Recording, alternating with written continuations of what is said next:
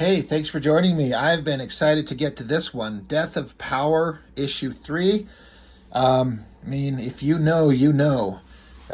Books 1 and 2, some of the wildest, craziest comics I've ever seen. I'm not like a connoisseur of everything in the world out there, so if I say it's the wildest and craziest comic book in existence, I'm sure a lot of people could point me to a lot more fucked up stuff. But this is such an interesting take on the whole genre. The guy who makes this, Kurt Burdick, he's quickly become one of my favorite comic creators, and I'm kind of looking forward to every one of these that he does. I've already reviewed issues 1 and 2. I highly recommend you pick up the books, like hit them up, go buy copies of these things. But basically, the book 1 was a alternate telling of the final battle between Superman and Doomsday.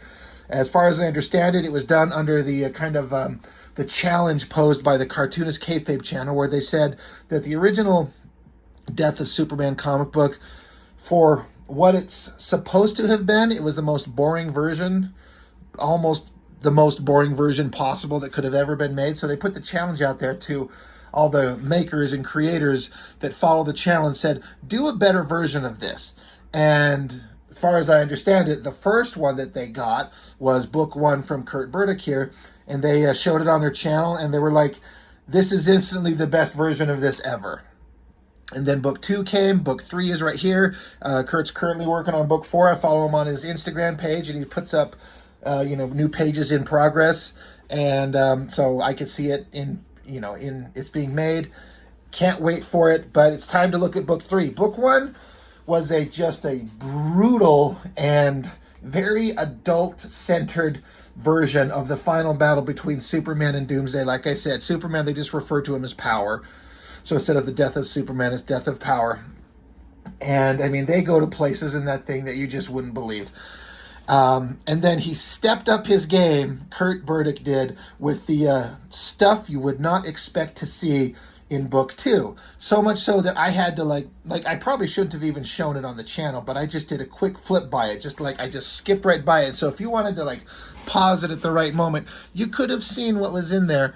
But basically the funny, I say funny, but the twist on the story is that once Superman was dead, the Lois Lane of the story goes to the Lex Luthor of the story. And you find out that they're actually lovers, and they're glad, or the Lois Lane is glad that Superman is dead. And then so her and Lex Luthor start making out, and then they have a little adult time where Lex Luthor brings in 2 other alternate versions of DC Comics characters, a couple guys that can flex their bodies like rubber shapes so that they can have different appendages that could kind of go in all kinds of different places. It's exactly what it sounds like. It's fucking hilarious. And then Lex Luthor builds, there's a version of a suit that is in the comics, and I don't follow DC Comics that much, and so I don't know what the proper term is for it, but there's a version of the suit that Lex Luthor would wear, and they have it powered by Superman's heart. They took his heart out of his body, ejected his body into space, and then put Superman's heart inside the suit, and then to test it, they put one of those rubber body guys into the suit just to see what would happen as a test run. And when they powered up the suit, it overloaded, went crazy, exploded, fried the rubber guy. I'm sorry, I wish I could remember the names of the character. You guys will remind me in the comments. And then it ended with the Lex Luthor character going up to the board of scientific equations where he worked out the formula to make this suit work to be powered by Superman's heart. And there was one little part on there where he saw that he just had one little mark wrong. He's like, oh shoot, it should have been that. And that's the way that he should have done it to correct the scientific formula to make it work.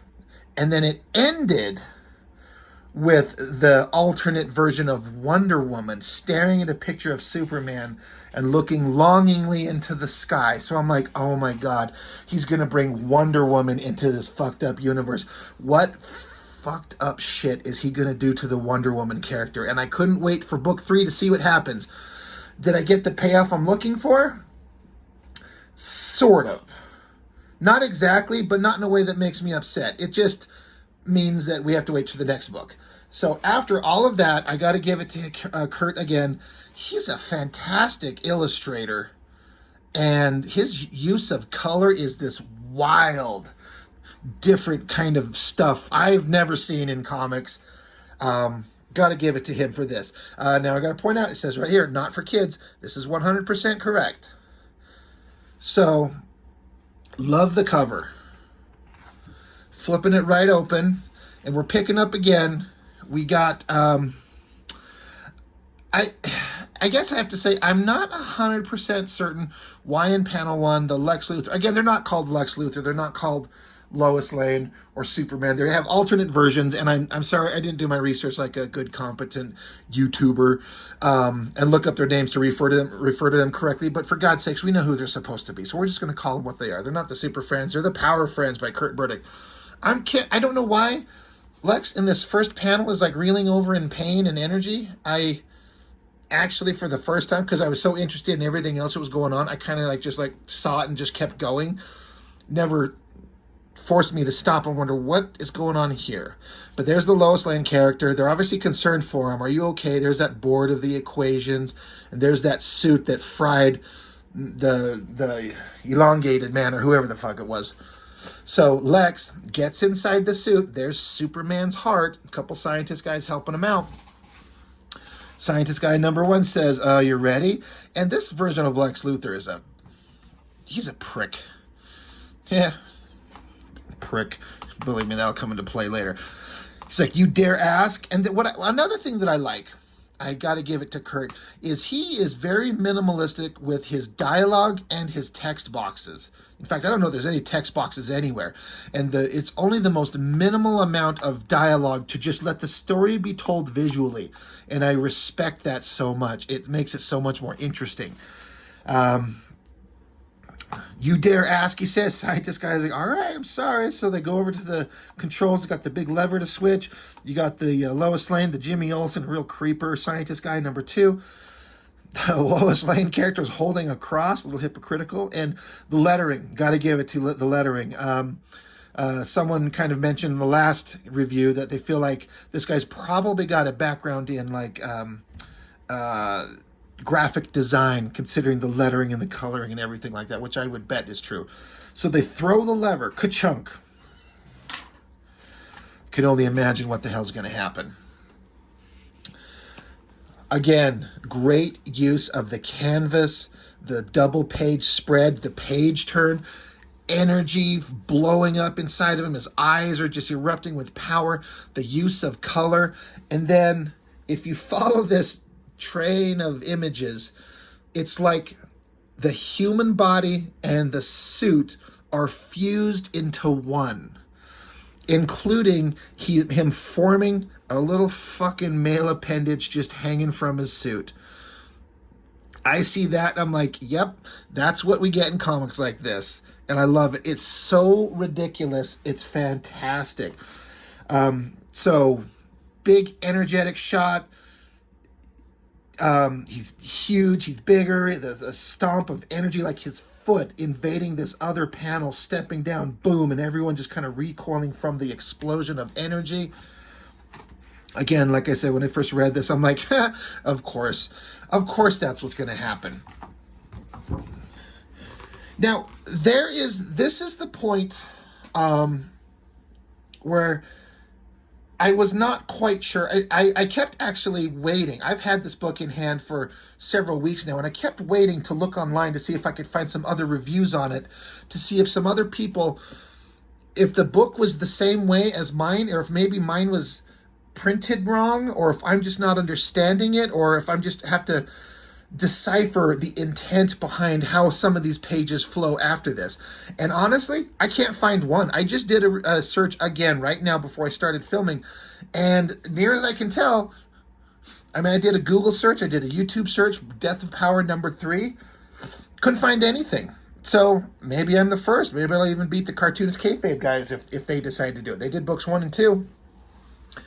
But I was kind of confused, and I'm not sure if I understand it. But when I first read it, I thought there was a misprint. So I'll show you what we mean. We're getting to it. So first off, we're here with like this new mutated, fused body version of Lex Luthor fused with this suit, with this dick hanging out. Now he starts out screaming, that's the letter I am. And this is where it gets a little confusing. I mean, it gets funny because the Lois character, I don't know if he sees her and he gets a little excited. I'm like, oh my God, what's he going to do? I'm like, this is going to come into play. I was laughing already. I'm loving it. Stupid Jimmy Olsen here is trying to take pictures. So then he flies out of the building here, right? So he flies out of the building. Okay. Now, you flip over to here, and then there's like half a page, and then it cuts off here. Now, he's blasting the Lois Lane character with this dick. He's like firing a big old laser load at her, and she took it all. And it starts mutating her body. So I was like, he flies out of the building, but then she's still here. And then what's this half page? Now, if you flip through, not to the end, now I'll split it like this so you can see I am God, which is interesting. I am, like he's screaming, he flies up, and then he's in space. And then energy is exploding out of his eyes in all directions. And I love this panel of the picture of Earth from orbit, and all that energy is erupting out of him, and it's hitting the planet. Boom, boom, boom, boom, in different places. And then, but it's split between these pages of storytelling. So I'm like, is it supposed to be he's saying I am, and then as he screams I am God, the stuff that happens on these pages in between is happening at the same time as he's screaming the I am God? Is that what's happening? It's an interesting take. It's an interesting reading experience, but it's also confusing. I do not understand it unless it's printed out of order, and that's why I was waiting for someone else to put it up and see if their book was different, or if they were confused, or what. But I haven't seen Kurt Burdick throw up any kind of like, hey, sorry, I sent out books and they were printed wrong. So I take it all as this is his intent. So, but why does he fly out of the building? I mean, does he do this first and then fly out? So that's the confusing part. There's still awesome stuff to come.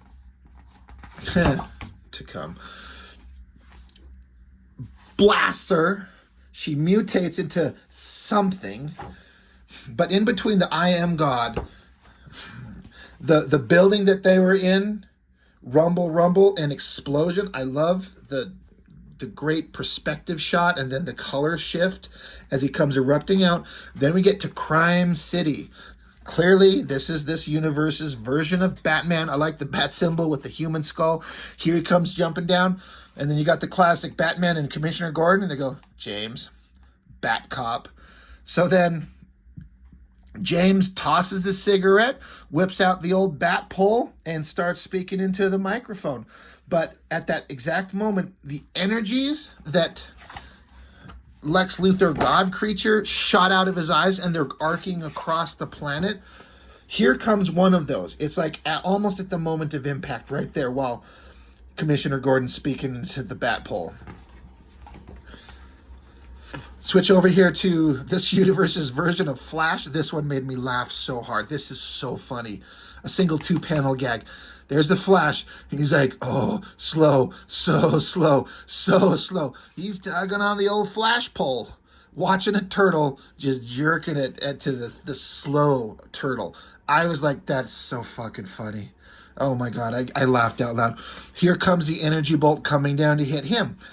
So that's the Navajo Desert. This is Kitchen City, and this is supposed to be, what, Captain Marvel and Ms. Marvel? Here comes the laser blast coming to hit them. I'll let you, draw your own conclusions. Sun City. So is that supposed to be what? Black Canary, and this is a Martian Manhunter. Just kind of doing a whole domination thing. Candles on them. Here comes the laser blast to hit them. And again, we're back to that same double page spread of the god. So does this stuff all happen in between? As he fires the stuff out, and then it goes to get all the other characters. It really threw me off. Then it gets back to more streamlined kind of understanding of the story. Atlantopelagic Zone. Did I say that right? So you got, actually, we're Atlantis. There's the underwater, great illustration of underwater life, Atlantis. You got Flipper, and he's getting his blowhole, cornholed. There's a phrase I never thought I'd say. Slapping down into it, and then you got Flipper himself, cornholing whoever Fish Lady is. I saw these, I'm like, oh my god, that is just so great. Oh, it's just so not right. Poor Flipper. But then, here in one of the towers on Atlantis, in comes the laser blast through the window, almost to hit them. Detroit City. The Green Lantern, colon cancer detected, so-and-so cancer detected. He's just got cancer in every part of his body. So I'm like, oh, that's a sick, fucked up version of Green Lantern, poor guy. Here comes the laser. So he's spending all this time having the laser blast that were fired off from his eyes, circling the planet, seeking out all the standard Justice League characters. This is one where I have to admit that I do not know who this is supposed to be. Somebody will need to educate me. It says Tower of Mystery. Like a castle tower, an old man sitting in a room, reading, flipping through a book. It just kind of quietly gets in closer on him. In comes a laser blast to hit him. The Pentagon. You got a woman at a desk. Obviously, this is Wonder Woman in her Diana Prince kind of persona, but she stops and her eyes open. She notices something, that she's clicking at a keyboard, click, click, click, click. She stopped, turns and looks. The laser blast that's coming to everybody, she sees it coming. The old classic wrist gauntlet things. Wonder Woman. So another great double page spread, a great use of the turn of the page. All those other characters get vaporized. So there's the dolphin fish. That's going to be the Black Canary. I'm not sure who that's supposed to be. There's a Flash because with the turtle. The old man. Is that supposed to be the Lana Lang or the Lois Lane character? Anyway, basically they all get vaporized. But right here, look at the color, the design of everything. She was sitting at her desk and she stands, and I like the letter here, transform, blocks the laser blast with her wrist gauntlets. Block, ping, boom, glass, rubble. She deflects it. Like Wonder Woman ain't no fool. I thought that was really awesome. And I'm like, oh shit, we're down to the last page. And there she is, Wonder Woman, full power, giant, monstrous even, and ready to who knows what the hell she's gonna do. Interesting kind of thing with her wrist gauntlets here is they're like chains that have been snapped, like they were shackles on her, and she's broken the shackles. Is it breaking the shackles of the patriarchy or some shit? Very interesting take, and I like that they make the Wonder Woman almost monstrous. She's like this giant, thick, muscular creature as opposed to the unbelievable, beautiful woman that like Adam Hughes would draw her as. So when I said at first, so like at the end of book 2, how they showed that the Wonder Woman character was going to take on the, be involved in the story, and I couldn't wait to see what they did in book 3. Did I get what I wanted? Well, no, because she only shows up here at the end, and she has a hell of an awesome moment, but it ends with her going to get involved. So I just kind of want to see what they're going to do with her, but the in-progress pages that Kurt Burdick has put out there on his social media, it looks like she's definitely getting involved in the next one, and I can't wait. I'm sure he's going to be doing a crowdfunder soon enough, and I will 100% be there. These books, he doesn't charge too much for. I think it's basically $10 per book, and then the cost of shipping. They're a little bigger than your kind of standard comic book, just for comparison. A little wider, a little taller, and they're on this thick, like sturdy kind of, I don't know, I want to say cardboard, but that's kind of an insult. It's not cardboard, but like a, I don't know what it is, but it's a thick, rigid thing. So it's a weird format size. The colors, the papers, the story, everything is a completely unique reading experience. I love it. It's so messed up, and I say that in every way that's positive. So Kurt Burdick, please keep making these, man. I think I, on your one of your Instagram pages, I think I left a comment of like, how many of these do you think you have in you? Like, how far do you think the story's going to go? And I know he responded, but I want to say, I think he said maybe 10 books. God, I hope so.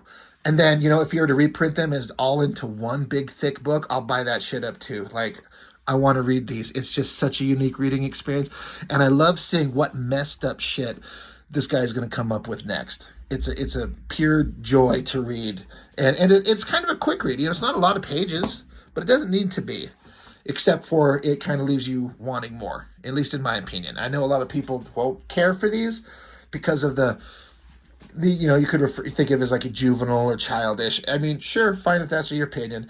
To me, it's more of like, it's just fun. It's just for a gag. He knows he's not writing Watchmen, or it's not Shakespeare. It's just like, let's just do an alternate version on this stuff and just see what kind of wild stuff. Just let your imagination go and do something fucked up. I love it.